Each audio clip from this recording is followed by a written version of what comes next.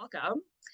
Good evening, and thank you for joining us for U of T Mississauga's webinar, Psychopathy Unmasked, The Rise and Fall of a Dangerous Diagnosis. My name is Nicole Denese, and I am thrilled to be here today representing my fellow UTM alumni. A little about me, I am the Senior Director of Strategic Storytelling and Communications at Kids Help Phone, Canada's only free 24/7 service offering professional counseling, information, referrals, and texting support for youth.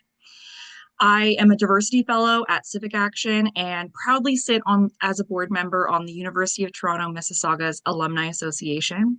As a lifelong Mississauga resident, I earned my undergraduate degree from UTM in 2016 in environmental management and communication, culture, information, and technology, and I'm thrilled to be with all of you here tonight.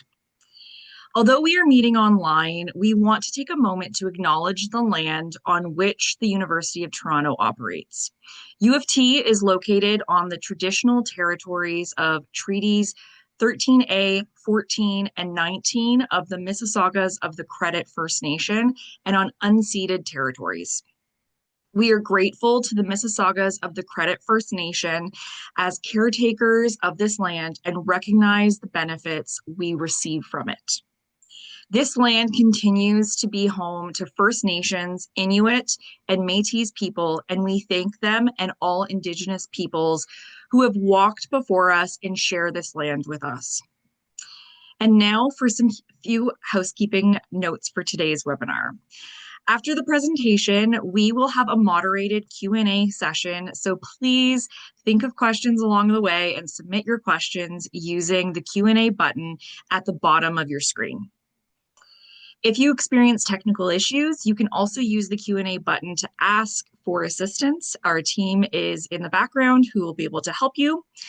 You will be able to note it. You'll notice today that the chat function is disabled, and that is so we can keep you focused on today's content. And you may be interested to know that we have almost over 500 alumni and friends have registered for tonight's webinar, and we welcome all of you that were able to join us for the live session. And now I'm delighted to introduce our presenter, Dr. Rasmus Rosenberg Larsen. Dr. Larsen is an assistant professor of forensic epistemology and philosophy of science at the University of Toronto Mississauga, an affiliated scientist at the National Centre for Ontological Research. His research sits at the intersection of psychology, epistemology, and law, and has been published in leading journals such as The Lancet, Psychiatry, Psychology, Public Policy and Law, and Philosophical Psychology, tongue twister of a name. He also is the author of the book Psychopathy Unmasked, The Rise and Fall of a Dangerous Diagnosis, which critically examines contemporary research and the judicial use of the conventional diagnosis known as psychopathy. So without further ado, Dr. Larsen, I will hand it over to you. Thank you, Nicole, and sorry for all the tongue twisters and all these titles and names. Before I get started and share my slides, I just wanted to send a thank you out to the UTM Alumni Relations for the invitation to speak today. I really appreciate the opportunity to share my work, and I look forward to the conversation. I'm gonna try to keep this presentation around 35 minutes, which should leave us around 20 minutes for a discussion. So hopefully I can keep to those promises. Okay, so I have made a little bit of an agenda for today's talk, so hopefully that will keep up with how I'm progressing here. So first I want to talk a little bit about what psychopathy is. I'm then going to go into how this label, or I should perhaps say this diagnosis, is being used in the legal system. I will talk a little bit specifically about how it's used in Canada, but also in North America in general. And then finally, I'm going to go over some of the empirical research that we have available to us on psychopathy. I'm, of course, not going to be able to cover all of the research. It's quite a large subfield in clinical psychology. So So I'm going to highlight some of the main events, if you will. Okay, so first of all, let me say a little bit about what psychopathy is. So psychopathy is a term that most people have probably heard about. So you have probably heard the term psychopath, or maybe you've even heard the clinical term psychopathic personality disorder. And of course, it's a term that we have all sorts of connotations with in general in our culture. But when I talk about psychopathy, I will address specifically how it's being used in forensic psychology and in psychiatry in general. So, psychopathy is a short form for a formal diagnosis that exists in the clinical nomenclature, namely psychopathic personality disorder. When I say that it's a diagnosis, it's slightly controversial, meaning that there are some psychologists who do not necessarily see it as a specific disorder, as a personality disorder. But that controversy I will let set to the side for the matter of this talk here. So when we say psychopathic personality disorder or psychopathy, we generally refer to individuals who are fundamentally and persistently antisocial in their general behavior. So they kind of meet most social circumstances in a very anti or antagonistic way and do not necessarily have good capacities to form bonds and function on a social scale. We also talk about individuals who are often described as somehow lacking a moral compass or being morally colorblind or being without conscience. There's all sorts of terms that are being used to describe this patient stereotype. And then finally, also, when we talk about psychopathic personality disorder, there's historically been this way of describing it as having of these individuals having a mask of sanity, if you will, meaning that they kind of look normal. You would never, not necessarily, as a layperson, you would not necessarily see that there should be anything wrong with these individuals, but that is just them having some sort of facade that they can put on that is kind of masking their antisocial propensities and their moral colorblindness, if you will. Now, Robert Hare, a Canadian psychologist who's kind of credited with popularizing psychopathy research in the 1980s and 1990s, put a relatively good, I say, informative perhaps, or telling, but also brief description of what psychopaths are. And he writes here that they are social predators who completely lacking in conscience and feelings for others, and they selfishly take what they want and do as they please, violating social norms and expectations without the slightest sense of guilt and regret. So this, of course, puts perhaps in very concise terms what we're talking about here. Now, we of course have access to all sorts of information when we talk about psychopathy, and you have perhaps seen all sorts of pop cultural portrayals of so-called psychopaths. And we might refer to our favorite examples here. For example, Anton Chigurh from the Coen brothers, No Country for Old Men, or maybe you have watched Dexter, or maybe you are a long fan of the series Breaking Bad, where perhaps a person like Todd might resemble these traits and characteristics I'm talking about here. I should say that all of these fictional portrayals, they are fiction, and they probably are not good entry points to understanding what psychopathy really is. If you want to look at some more real life examples, what clinical psychologists are often highlighting are infamous serial killer cases such as Dennis Rader, Ted Bundy, or Eileen Wuornos. And if we take, for example, a person like Ted Bundy, just to highlight, he's often highlighted as a prototypical or quintessential psychopath. You have a person who comes across as utterly normal, perhaps even charming, sleek, maybe have a good sense of humor, and there seems to, on the surface, to not be anything wrong with him, so to speak. But of course, there was all sorts of things that you might point out that is psychologically deviating about him. Now, I should also mention that when I speak about psychopathy as a personality disorder, this is typically framed in more formal terms around as a subtype of antisocial personality disorder. So antisocial personality disorder is a type of diagnosis that is inside the larger clinical vocabulary, if you will. So we have these diagnostic manuals that we rely on when we diagnose individuals. So just for formality's sake, I just want to mention that psychopathy is often portrayed as a subtype of antisocial personality disorder. And that's for those people in the audience who think that is an interesting point to talk about. But it's not necessarily going to matter so much for the remainder of the talk.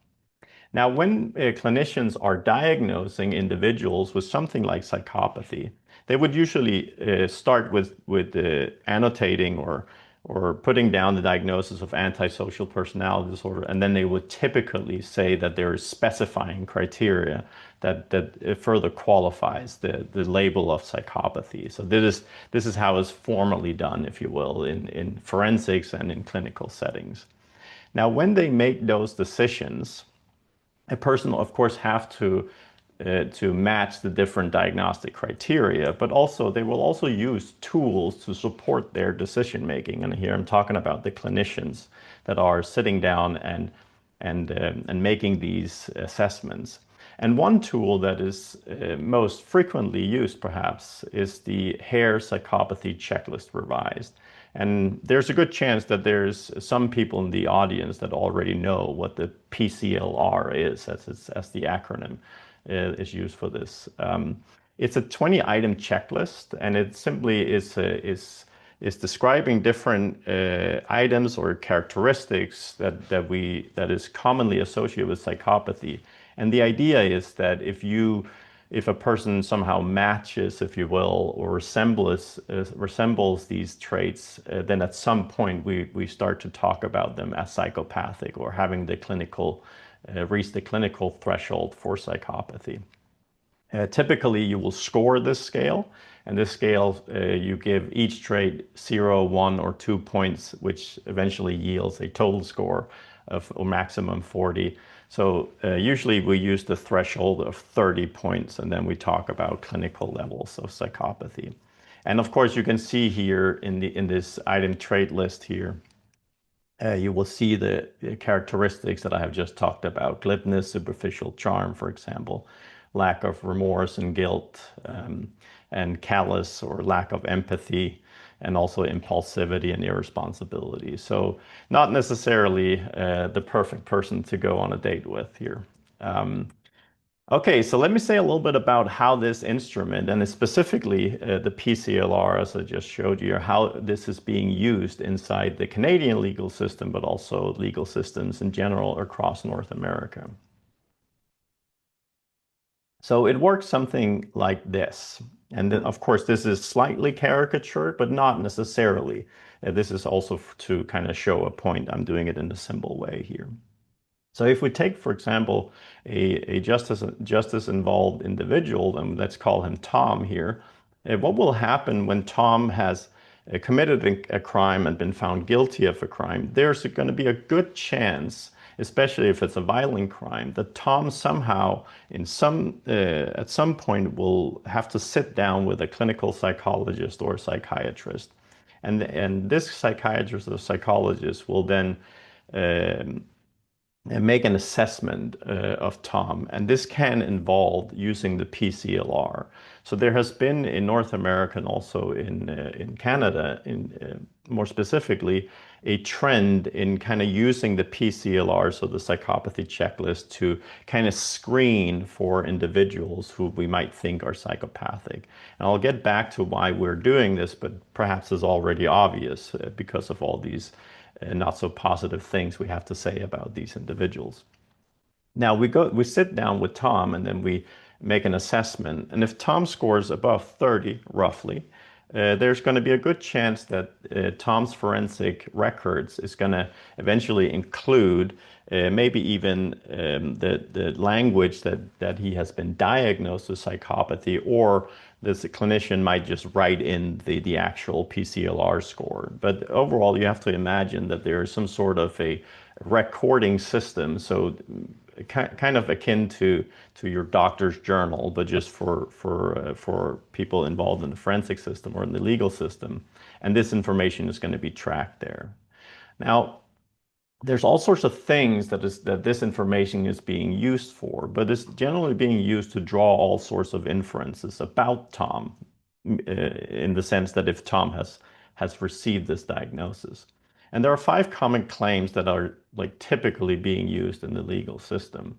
And this is one of them is that Tom is now going to, as a outcome of his diagnosis, he's now going to be perceived as a very high risk or extremely dangerous individual. Meaning that if we compare Tom to any other average non-psychopathic person, we have this assumption that he is now much more dangerous than these other individuals because of his diagnosis.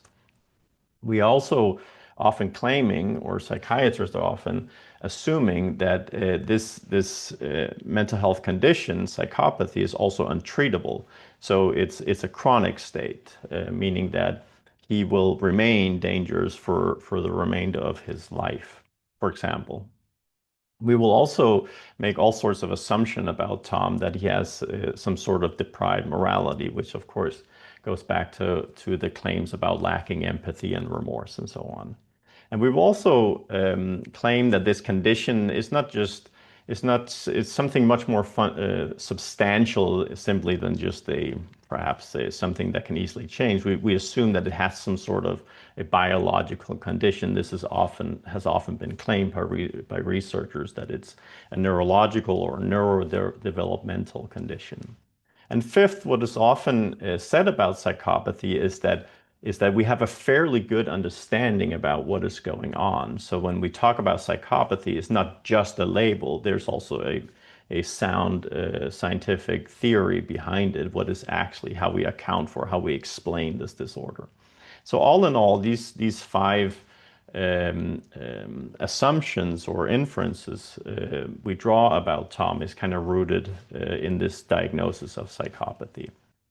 Now, what will happen is that Tom is now, when this information is written into his record, we will now, or there's a tendency in the legal system to think of Tom as having an overall much higher risk profile, meaning that Tom is kind of selected out as being quite different from the average justice involved in person here. So there's all sorts of ways in which this can influence Tom's journey through the legal system, if you will. So we can imagine in our case here that Tom has been found guilty, say, of a violent crime, and now all sorts of decisions have to be made about Tom, and this is quite normal in general. Tom has to receive a sentence, for example. After that sentence, we have to decide where to place Tom. Should Tom go to prison or can he be on probation? If he goes to prison, does it have to be a high risk or a low risk, an open facility? There's all sorts of decisions that are being made about him. Later on, we will talk, Tom will have to maybe apply for parole and so on and so forth. Now, a psychopathy diagnosis, so for example, a high PCLR score, will have all sorts of consequences in this decision making. And one is, for example, that it can have a aggravating result on the sentencing procedure because Tom is now considered a high risk. So it might have a consequence on the sentencing severity. It might also have impact on bail, for example. It can later on lead to also dangerous offender status. This is something that we give to the worst of the worst, so to speak, in the Canadian justice system. It's a form of further containment and supervision of individuals that we believe are extraordinary risk to the rest of society. We might also, as I mentioned, this diagnosis can influence where we place Tom. So if the judge have decided on a prison sentence, this might eventually nudge Tom into being placed in a maximum security facility, for example. There can also be something, it can also have influence on whether we offer Tom a rehabilitation program, for instance. If Tom is considered chronic and untreatable, this might impact how individuals later on make decisions about his rehabilitation prospects. In the United States, this diagnosis has also been used to inform capital punishment, so death sentence. And one way to argue in favor of a death sentence, if you're a public prosecutor, is to make the argument that the individual who has been found guilty does not have any immediate chances for improving, so that they're untreatable, but also that they're of chronic risk to other inmates and staff. So a PCLR score has often been used to make that argument.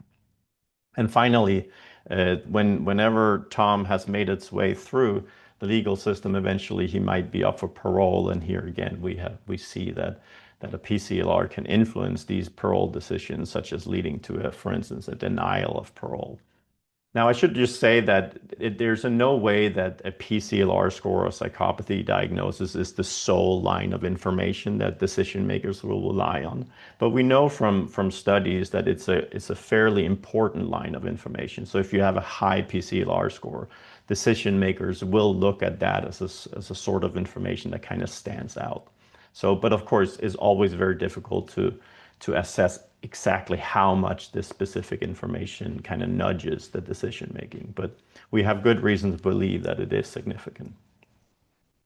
Now, we see that the PCLR assessment has kind of made its way through the legal system. We find in the United States that we saw a big uptick in the early 2000s. This is from a study from 2014. We also have global surveys on practitioners using the PCLR. So, for instance, we know from a global survey, when we look at the data from North America, that whenever practitioners are making risk assessments and they sit down with individuals like Tom, in roughly half of the cases, they will be using the PCLR as one of the most popular instruments. If we go to some more recent data from Canada, which is a study that I published with my research group last year, we analyzed all the case records from 1980 and looked for cases that had used the PCLR in their decision making. And we found that there was a big and very rapid uptick in cases around 2000, and it peaked sometime in 2013, I believe. And then there has been a steady decline, but it's still very or a stagnation and a little bit of a decline, and then but we see that it's still a very popular tool that decision makers are relying on. Okay, so this is a little bit of an overview of what psychopathy is and how it's being used in the legal system. And of course, it's being used to inform decision making, and often with the restrictive consequences for the person who has been assessed with psychopathy. Now I'm going to look over the research on psychopathy, and I'm going to give you a very, very cursory and very helicopter overview of the research paradigm here. Now, so we remember that we have these 5 claims about psychopathy, and that these claims were initially served as evidence-based claims. So it was not just something people said, so to speak, about psychopathy. It was inferences that we drew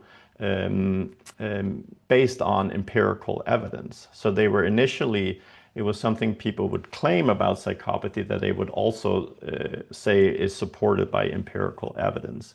And when you go to, if you go to some of my work, and especially the book I published last year on this very issue, I actually go over all of these claims and all the empirical research that is behind these 5 claims. And one thing that has kind of evolved the last 10 to 15 years in the research paradigm is that we have steadily and slowly started to realize that all of these 5 claims are either empirically very dubious or even straightforwardly been falsified. And in the remainder of the talk, I'm going to look at especially these 2 claims, because of course I don't have time to go over all of the 5 claims with you, even though I would love to if you had the time. But in my book, I kind of go over all of the research that has been published between 1980 and 2023 on these 5 topics. And that includes it includes something like, if you see claim number 4, the neurobiology, for example, of psychopathic individuals. Now, when I go through give you an overview of the research here, I want to quickly say that these are empirical claims. So if we look at the 5 claims, these are all empirical claims. And what do I mean by that? Well, I mean something very straightforward. I mean that the way that we have tested this is, of course, that if you imagine that we can take the justice involved population, then there will be a subgroup here identified with the character B. There will be a small subgroup of this population who are, so to speak, PCLR psychopathic, that they have scored high on the PCLR, some often over 30 on the PCR. And then there will be the rest. Those are the non-psychopathic individuals. There's a little bit of a controversy whether we can make these clear-cut non-psychopathic and psychopathic, but I'm doing it for convenience issues here because there's always going to be, when you're around the thresholds, always going to be some uncertainties whether we should call the person psychopathic or not. But this is how the research is typically done. So when we say it's an empirically testable claims that these 5 claims represent, we mean simply that when we test the non-psychopathic and the psychopathic group against each other, we should find these differences that we are claiming, right? So, for example, with claim 1, if we compare non-psychopathic and psychopathic individuals against each other, we should find that the PCLR psychopathic group is much more dangerous and have much higher forensic risk levels compared to the non-psychopathic group. And similarly, if we measure the moral psychological capabilities of psychopathic persons and we compare them to those of non-psychopathic persons, we should find a large difference. And this is roughly what is captured in these 5 claims, right? That there should be this group-based difference. So all in all, they are empirically testable, these claims. So let's look at these 2 claims. The claim that psychopathic persons are extremely dangerous, and then later on, I will narrow the moral psychological research down to the research on empathy. But I'll get to that. So the first claim here is that psychopaths are extremely dangerous, or just to put it in more concrete terms, that there is a substantial difference in the forensic risk levels that they exert. Now, the way we usually compare this is quite straightforward, and is really not complicated in any way. But what we often do is that when we conduct these studies, is that we enter a forensic facility, so for example, a correctional institution, and then we recruit individuals that we are willing to participate in our study. Let's say that we recruit 200 individuals. Then we give everyone a PCLR assessment, and we record that on our own end. And eventually, many of these individuals will be released from the facility. And then after release, we keep track of whether they end up back in the facility, whether they commit new violent crimes, for example, or whether they're involved in a burglary, and so on and so forth. And then after some years, then we start to have some data where we can compare, and we can compare it to the PCLR assessment. So what we should find, of course, is that the people who have a very high PCLR score, they should also have a much higher risk profile, meaning in this case here that they have been arrested much more frequently than those who have a low PCLR score. So all in all, very simple stuff. Now, since the 1980s, there has been more than 200 studies like these that I mentioned published. So we actually have a quite substantial research or evidence base, if you will. Now, what has happened in the last 15 years or so, or maybe a little bit more, is that in the early days of this research, it seemed like that there was actually quite substantial differences between these 2 groups, between psychopathic and non-psychopathic individuals. However, in the past 2 decades, we have seen that these effect sizes have become smaller and smaller, perhaps as the sophistication of the research grew. So we were only really tracking very small effect sizes. I don't necessarily want this to become like a complicated talk about effect sizes, but this is a UTM alumni group, so I think I'm allowed to use statistical terms like this. But what we have found is quite underwhelming, if you will. We have found that there's only a very small to medium difference between these two groups when we measure them across different outcome variables. So, for example, if we measure general recidivism, the difference is small to moderate or small to medium. If we measure violent recidivism, the group difference is again only small to medium, and the story kind of goes on whether we talk about sexual recidivism, institutional misconduct, and so forth. And importantly, what this research also found is that there are very significant moderating variables, such as it really matters how old people are. It matters what gender they have. It even matters where the study was conducted. And some studies have also found that ethnicity also moderate these effect sizes. So this is overall very underwhelming. But let me just like illustrate a little bit. If we take the average effect sizes across these studies or these meta-analysis, roughly what studies arrive at is an effect size around zero point 0.5, or in this example, 0.54. And just to keep this in perspective, so this is a group difference. And what you would find if we assume that the data was normally distributed as here, what we find is that there's quite a substantial group overlap, as you can see in this illustration. The overlap and the similarity between the groups, it translates into some numbers that are perhaps a little bit easier to understand. With an effect size of 0.54, a Cohen's d 0.54, what we have here is that if you took if I translate this into like normal language, we can do it in the following way. Imagine that I took any random person from the psychopathic group and compared their risk level to a random person from the non-psychopathic group. There would only be a 65% chance that it's the psychopath who has the higher risk level. Now, that means that if you assume every time you pick a person from the psychopath group, if you assume that that person is also going to be of higher risk compared to others, that means that you're going to be wrong in 35% of all the times. In other words, that you have roughly 1/3 false positive judgments here. And this is only really comparing whether there is a higher risk, not whether they are of extreme risk. So this is really underwhelming to people who talk about risk. Now, there's also, as I said, a huge overlap.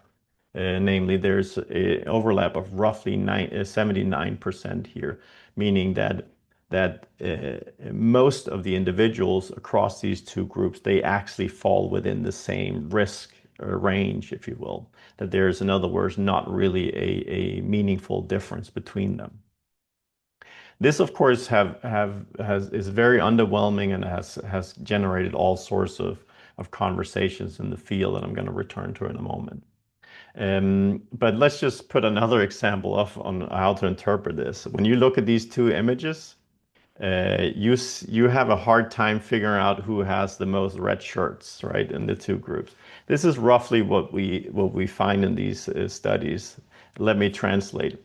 If you imagine that the one group is psychopathic and the other group is non-psychopathic, and you ask both groups to put on a red t-shirt if they have committed a crime, this is roughly what you would find. You would have a very hard time distinguishing which group has the most red t-shirts. This is the extent of the differences in risk levels. They are, in other words, too small to be noticeable with the naked eye. They're right there on the threshold, if you will. Now, let's move on quickly to the third claim, and this I'm going to jump over a little bit quicker. The third claim, the overarching claim, is, of course, the psychopathic person has very significant moral, psychological impairments.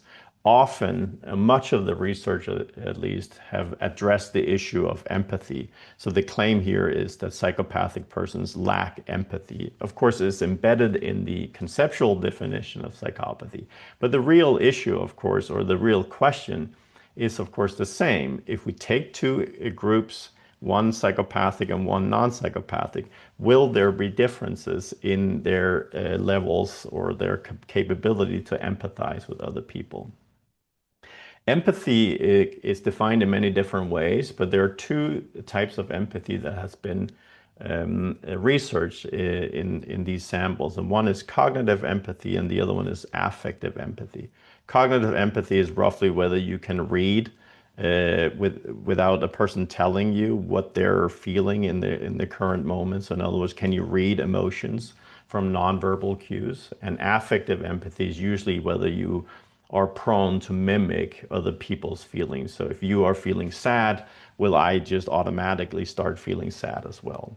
There are different ways that psychologists can test these capacities, and they use different instruments. Some of them are have been validated, and some have not, but there are different ways to do it.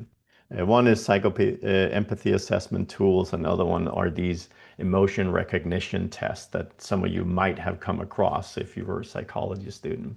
And these are supposed to kind of measure, and there's a scoring system behind it that I'm not going to go into.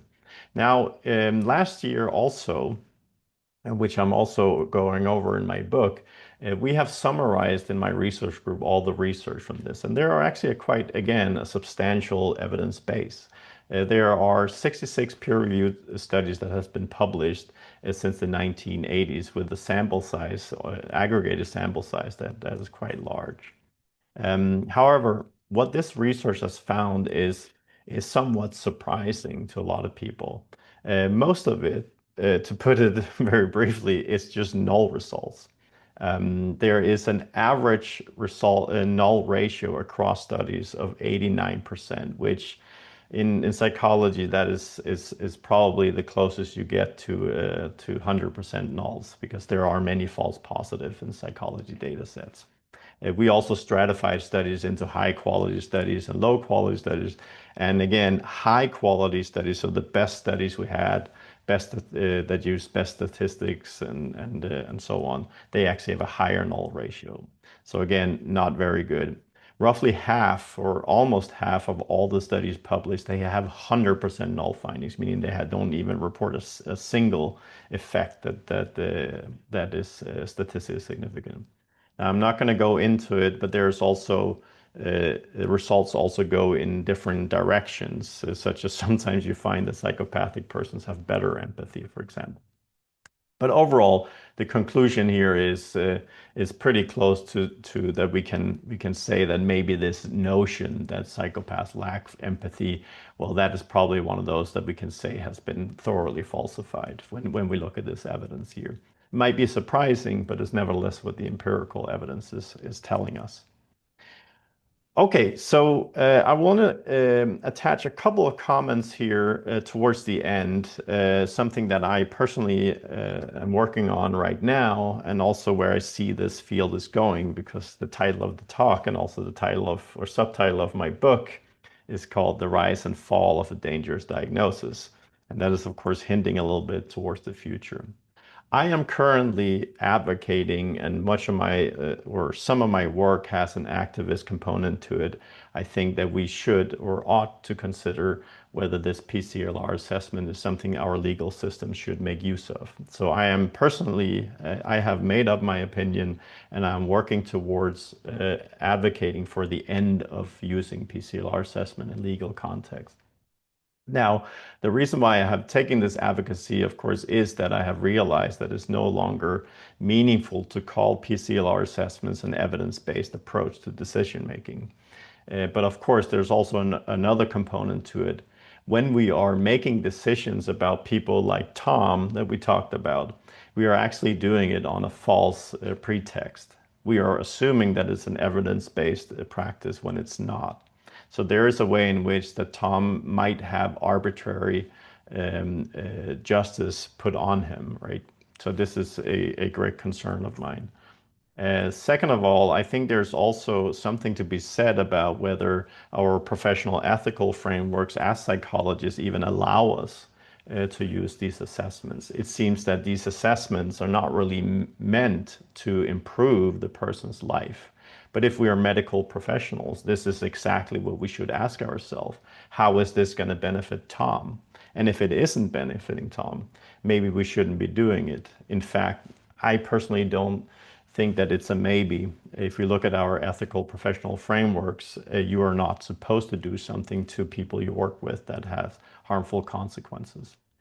Now, finally, and this is a little bit of a contentious point, I suppose, but it's some views that I'm starting to think about is that in my own work currently, I'm exploring whether psychopathy is actually a real disorder. And notice that I only went over two of the main research area, namely the research on forensic risk and on moral psychology or empathy.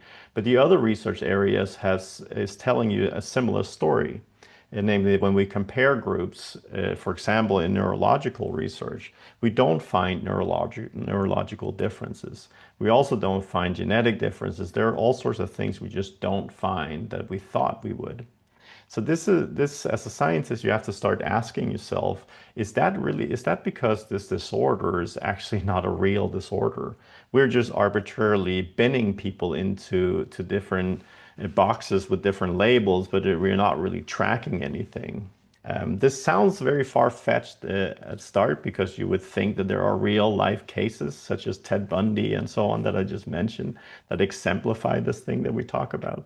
But I think there's a lot of evidence to suggest that they are actually not good examples of this thing we're talking about. I'm happy to bring this up in the discussion afterwards, but I would just like my final comment to this would be that this would not be the first time that psychiatry or mental health research has been wrong about a disorder. Most recently, perhaps, would be multiple personality disorder that we also after several decades of research, we figured out that we had just completely misunderstood this phenomenon, and the diagnosis of multiple personality disorder was eventually discarded by the clinical community.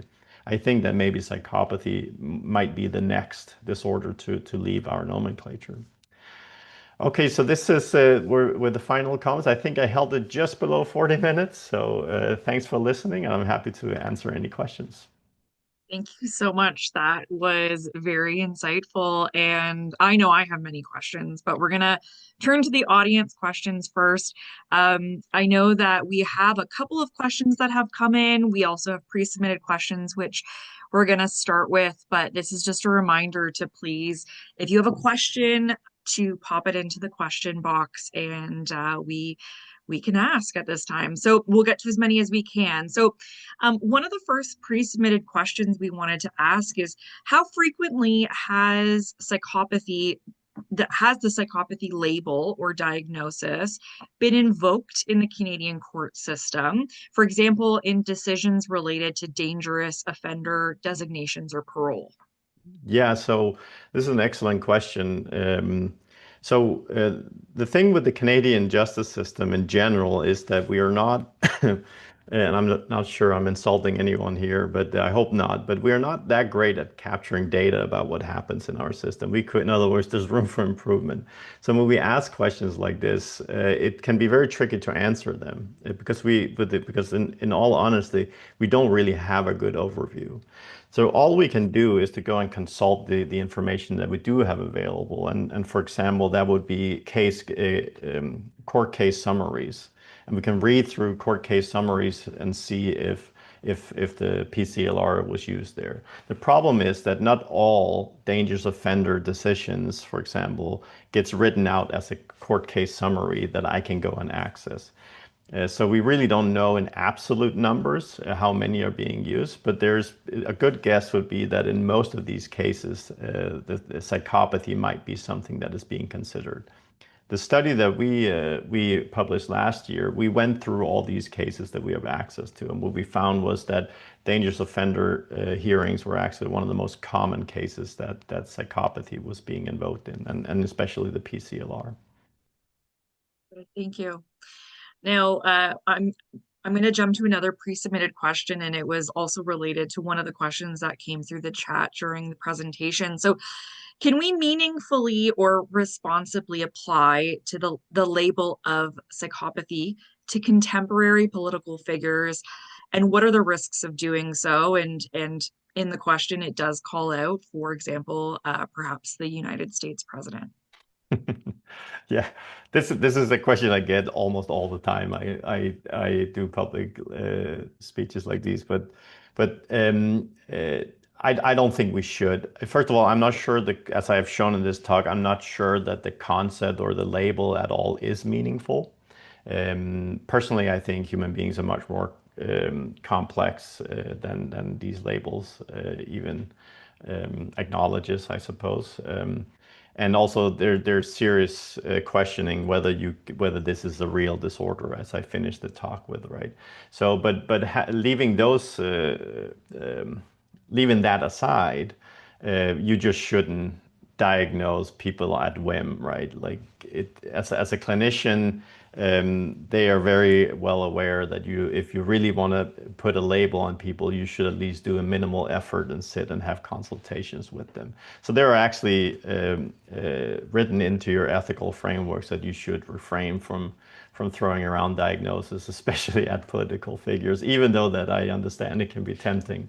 But I think eventually, if we want to be serious about it, I think you end up misunderstanding what is in front of you if you put labels like these on it. I think at the end of the day, things are much more complicated. It would be nice if it was that simple, but I don't think it is.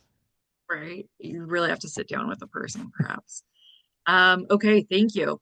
So I'll jump to the next question. How might the use of psychopathy diagnosis influence rehabilitation efforts within the criminal justice system? Yeah, so within the criminal justice system, we have these rehabilitation programs that we offer justice involved individuals to kind of help them and increase their chances of kind of re-entering society if they have received a prison sentence, for example. Now, historically, there has been a tendency to, once a person was diagnosed with psychopathy, and I think I mentioned this earlier, to see that information or that information entity in their records as a motivator for barring them or declining them access to these rehabilitation programs. I'm relying on anecdotal evidence here, but it seems to me that this has been changing in the last 10 years. Again, we don't have perfect information on this, but it the, historically what drove these practices is not just related to psychopathy, perhaps, but there was a tendency in the 1980s and 1990s to look at high risk individuals as if there was nothing you can do. It's colloquially known as the nothing works era, where clinicians would just say, "Oh, you're high risk. There's no need for me to waste resources on you." But there has been a massive paradigm shift just generally in forensic psychology, where there's an increasing tendency to see high risk individuals as your prime target under the motivation that low risk individuals, there's no need for you to waste resources on those because they're not going to recidivate anyway. So you want to focus on the people who are really at risk, right? So in that whole paradigm change in forensic psychiatry and psychology, you also have seen, it seems to me, a tendency to not necessarily look at psychopathy label always as something that you should just like stay away from treating, but actually looking them more at prime targets. But again, this is anecdotal evidence. So I'm not sure. I see it here and there that people avoid or decline these individuals' access because of their diagnosis, but I see it also disappearing. Okay, thank you. One of the other questions that came in is really diving into a layer of psychopathy that I think is quite interesting. The question is, what are some considerations you have to include when reviewing cases of adolescents specifically and suspected psychopathy? Is the assessment modified, or are there separate assessments that need to be used? Yeah, so the PCLR, because of the timing of the talk, the PCLR actually has different subversions, and one of those subversions is a juvenile or a adolescence offender assessment tool. So the PCLR has been reshaped into assessing those. But the thing is, again, in the 1990s and 2000s, it was perhaps much more common to assess juveniles with psychopathy or so. But today, it seems to me that this is a practice that is somehow dying a little bit. where, especially in Canada, where we might be a little bit reluctant to put too hard diagnostic labels on juveniles. But if we go to other countries in the world, and maybe a country south of this border, there still is a tendency to use these psychopathy assessments in juvenile transfer hearings, for example. It's something we don't do in Canada. I don't believe we do it anymore, but if we do, it's very rare. But you can, when a juvenile has committed a crime, they usually go through what we call the juvenile system. However, you can argue as a public prosecutor for a juvenile transfer, as it's called, meaning that you are transferring the juvenile person to the adult court system and therefore also going to be sanctioned under adult law or general normal criminal law. And one way to argue for this is that you have to show that the person is chronically untreatable. And here the psychopathy diagnosis has been invoked to kind of show that and has been used as a support and an information that supports a decision like that. So again, we don't have good data on this, but it was a very popular thing to do or a very common thing, I should say, to do in the 1990s, early 2000s. But there was signs that this was kind of diminishing this practice. So hopefully, in my own view, hopefully it has diminished completely, but it's hard to say at this stage. And the other question I wanted to ask that has come through the chat is related to what you were saying at the end of your presentation about ethics around the use of this assessment. So, are mental health professionals ethically justified in diagnosing an individual with psychopathy, given that the diagnosis appears to offer no direct benefits to the person being involved? Being diagnosed is the question that's been asked in the chat. Yeah, so I personally I think this is it's a good question, but there's also a very straightforward answer to it, and something that I don't think should be contentious or problematic or controversial in any way. But I think yes, absolutely, you are not you are doing something unethical, I believe, as a clinician if you diagnose a person with psychopathy. This is something that has not been discussed very much in the literature. I've written a little bit about it a couple of years ago, but I've also written a full chapter in my book about it. But if you look at clinical professional ethics, there are roughly it doesn't really matter what clinical background or professional organization you belong, whether you're a psychologist, psychiatrist, nurse, social worker, your professional ethical frameworks are roughly the same. They, of course, have different ethics codes and so on, but they are roughly the same because they're grounded in the same history, namely the Nuremberg Code and the Declaration of Helsinki from the mid 1990s. Now, these professional frameworks are usually based on four principles, namely the principle of beneficence and the principle of non-maleficence, and then the principle of autonomy and so on. And these principles largely say that if you're doing something that is not helping your patient, and you're doing something that even potentially um, harms them, well, already there you're doing something unethical. It seems to me already on those two conditions, the psychopathy diagnosis is failing, right? Because there's no way this is going to benefit the person. And for all we know right now, it seems to even be harming them because there seems to be no evidence to suggest that the way we're using it is actually an evidence-based approach. But there's also like more trivial things such as informed consent, right? Nobody would ever consent to this, to have a psychopathy assessment, right? Why would you? That the fact that people are consenting to it seems to me to suggest that there's some form of coercion or maybe not full transparency behind their services, right? Which is concerning to me. Um, but again, this is a controversial issue. I don't think it should be controversial. I think it's quite clear if you look at the ethical frameworks people operate under. But I grant that it's something we haven't really debated much in the literature. Mm. Unfortunately, I should say. Sounds like there's so much to to assess when it comes to ethics, when it comes to this particular topic. We only have a couple of minutes left, so we're going to try to squeeze in a couple more questions. So can this question is also coming from the chat. Can you speak to psychopathy in relationship to neurodivergence? Are there any parallels to draw between these two things? Probably not. Like it's not a theme that I have worked much on myself, so I also want to just hedge my answer on that. One thing that gives me pause, of course, is that I'm not seeing much evidence that psychopathy is a real disorder, and as a scientist, I have to really question all our assumptions about it. When the empirical evidence is not supporting our assumptions, I have to really pause, right?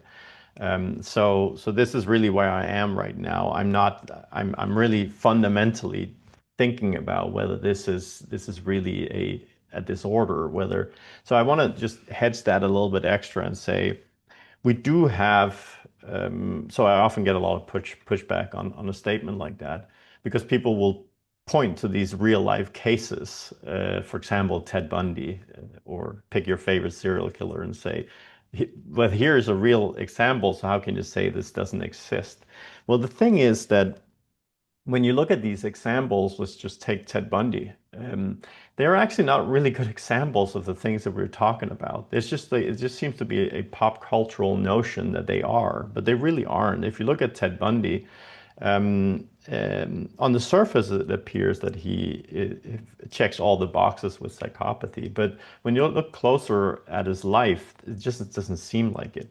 So first of all, he had very seemingly real and intimate relationships with his family and his brother, and he was even engaged. And he seems to not at all be antisocial or any like remarkably different in terms of on those terms. He also seems to have violent sexual urges that he was very aware that he couldn't control. So it seems a lot of his crimes were driven by that. He also seems to have psychotic, so not psychopathic, but psychotic, so delusional and hallucinal symptoms, which is also something that's often not talked about. So you can really make sense of Ted Bundy without even invoking something like psychopathy, right? He doesn't fit the boxes, first of all, and it doesn't seem like we are explaining much by invoking that when we look at his case, right? So there's a lot of reason why I think that maybe we should just like give up this diagnosis. Also, just to add to this, something that is very often forgotten, all the way up until the early 1990s, most psychiatrists didn't believe psychopathy was a real diagnosis. It was very swiftly people started to accept it. But if you go back to the 1980s, it was not really something psychiatrists accepted. So this also is another reason why we should be a little bit skeptical, perhaps. Interesting. Okay. Well, we're going to end it with one final question and then we'll do a quick wrap up. So, really interesting because you brought up a couple of fictional characters at the beginning of your presentation. How would you like to see writers and filmmakers portray individuals labeled as psychopaths in fiction? This is coming from our audience here tonight. Yeah, it's so the thing is, it would be a very anticlimactic movie if they should portray the real thing, because then all of a sudden it becomes complicated. And as I just expressed, I'm not actually sure this is a real disorder, right? So it becomes a very boring movie, I think. The thing is that many of these movies that we know, for example, characters such as Hannibal Lecter or Anton Chigurh from No Country for Old Men, and all these characters, they are really not good examples. First of all, of psychopathy as it's conceptualized in the clinical community, but they're also just not good examples of antisocial behavior in general. People who commit crimes, it's rarely that it's clean and motivated by these things that we see in the movies. People often commit crimes because of all sorts of reasons, and often out of need, often out of desperation, and so on. So, reality is when it comes to the criminal justice system is rarely portrayed. That's something that I would like to see in movies to be more real and look at the tragic side of things also. People would like to not be involved in the criminal justice system, but they end up in it anyway, and it's often because of tragic and quite sad reasons, for the most case at least. Well, thank you to everyone who's joined us this evening, and apologies if we didn't get to your questions. We hope you found today's webinar informative and engaging. On behalf of U of T Mississauga, I'd like to thank Dr. Larsen for his time and thoughtful responses. Dr. Larsen, do you want to say any final words to our audience tonight? No, thanks for having me. And if you want to connect on LinkedIn or anything, please feel free to add me and we can continue the conversation there. Wonderful. You're getting a lot of hand clap emojis, which is Thank great. you. So thank you. Everyone who registered will receive a link to the recording in your inbox in the coming days, along with a post-event survey, which we please kindly ask that you fill out. It will help the team plan for future events. If you enjoyed today's webinar, check out upcoming events on the UTM alumni webpage. The link is being posted now in the chat. And thank you again for joining us. We look forward to seeing you at another UTM webinar. Have a wonderful evening. Thank you.